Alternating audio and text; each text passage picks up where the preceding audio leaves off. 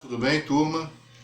Hoje faremos uma revisão sobre processos de eletrização.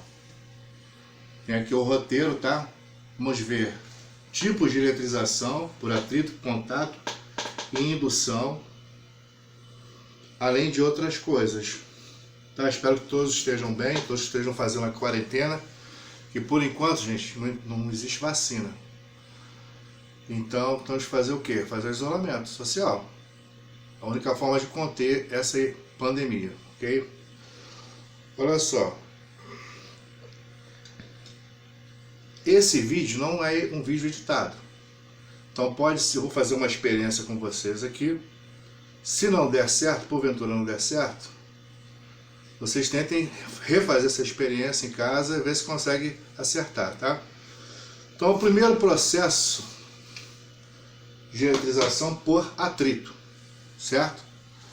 Então vou fazer o atrito na régua e vamos ver se vai conseguir atrair o papelzinho, tá? Vamos fazer isso.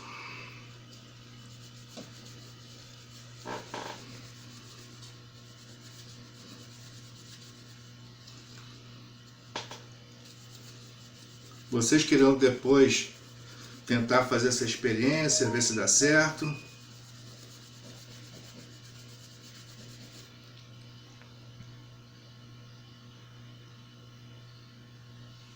Tá dando para observar? O papel foi bem atraído, ó. Olha ele aqui, ó, grudado na régua. Certo? Agora vamos repetir essa experiência com o metal. Vocês viram que na série Triboelétrica, vocês podem encontrar no seu livro, todos os materiais geram eletricidade, tá? Então aqui eu também vou conseguir fazer o processo de eletrização. O que estiver mais acima na série triboelétrica vai ficar positivo, carregado positivamente, e o que estiver abaixo vai ficar carregado negativamente. Estão observando? Estou chegando mais perto ainda do que cheguei com a régua. Mas cadê o processo de eletrização? Por que não funcionou dessa vez? Não funcionou porque a régua é um isolante, certo? Então as cargas que são geradas numa ponta da régua continuam aqui, presas aqui nessa ponta da régua. E com isso eu consigo fazer a experiência normalmente. Agora no caso do metal, podia ser uma régua de metal também. A carga, ela se espalha pelo metal todo, tá? E porque ela é condutora no ferro. As cargas, elas saem, no caso da colher aqui, e vão para o meu corpo. Que o ser humano também pode conduzir a eletricidade. As cargas não ficam presas no material que é condutor. Aí a experiência não funciona, certo? Agora vamos fazer uma terceira tentativa. Com a tesoura,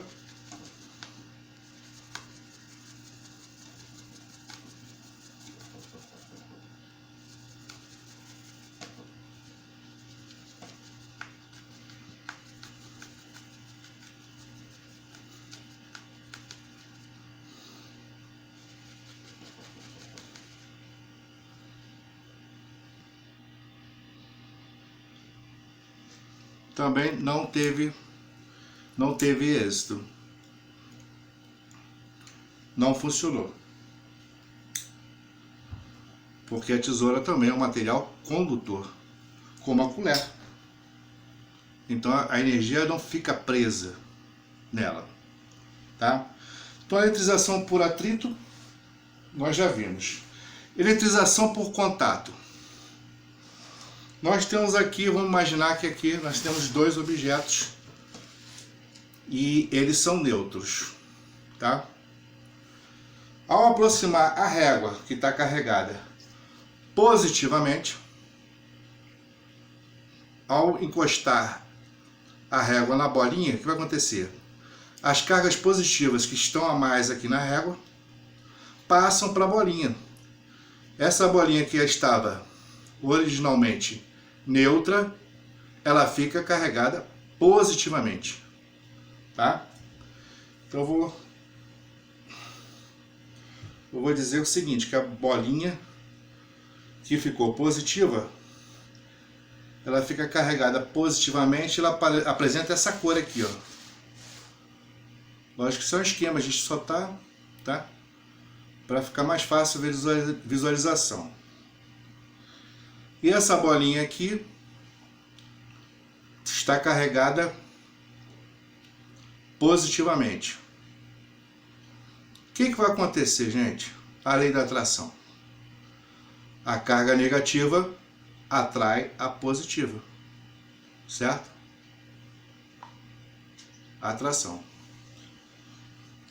Quando nós temos duas cargas, duas esferas, vamos supor que duas esferas aqui, com cargas positivas, o que vai acontecer? Elas vão se repelir.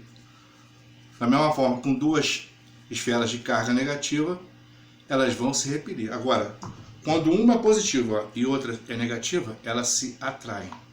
A lei da atração. Então, o que aconteceu? Na condução, nós vimos que a régua que estava carregada positivamente, tanto é que ela conseguiu atrair o papelzinho, ela, uma bola que está neutra, ela consegue eletrizar e a bola fica carregada positivamente, certo? Agora, o outro processo, que é a indução, que é o mais complicado de se entender, que muita gente tem dificuldade. Vou fazer o exemplo aqui, tá? Duas bolas neutras, tá? E essa régua que está carregada positivamente. O que vai acontecer? A régua está carregada positivamente e ela vai se aproximar da bolinha. O que vai acontecer com essa bolinha que está aqui? Se a régua está carregada positivamente, a bolinha fica carregada negativamente, porque todas as cargas negativas vêm para esse lado, que o positivo atrai o negativo. Aí vai ficar as bolas que eram neutras, essa vai ficar carregada negativamente e essa positivamente. Embora o que aconteça, a régua não tenha encostado nas duas bolas que anteriormente estavam neutras, certo? Elas estavam assim, totalmente neutras.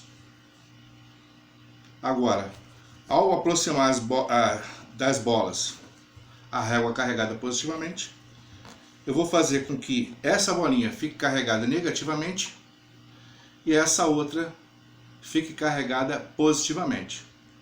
Imaginando que elas estejam apoiadas no local isolante, tá? Lógico que isso não vai funcionar se eu segurar essas esferas. Isso aqui é só uma demonstração teórica, tá? Teórica e prática ao mesmo tempo. Então nós vimos que as cargas, as partículas de cargas iguais se repelem e as partículas de cargas diferentes se atraem. Agora, existe interação, por exemplo, duas partículas de cargas positivas ou duas partículas de cargas negativas ou partículas de carga positiva e negativa, elas se interagem? Interagem. Existe uma interação, tá? Interação de cargas. Essa interação tanto é maior quanto elas estão mais próximas.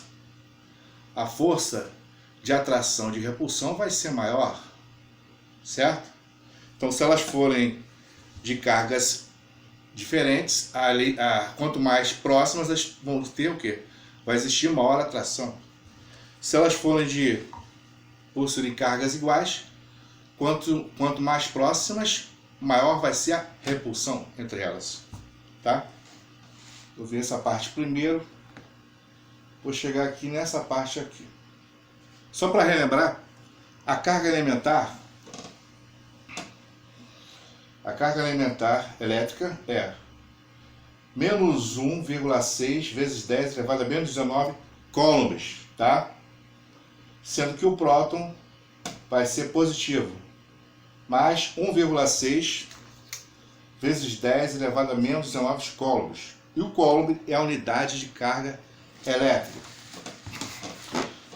Como é que eu calculo a quantidade de cargas elétricas?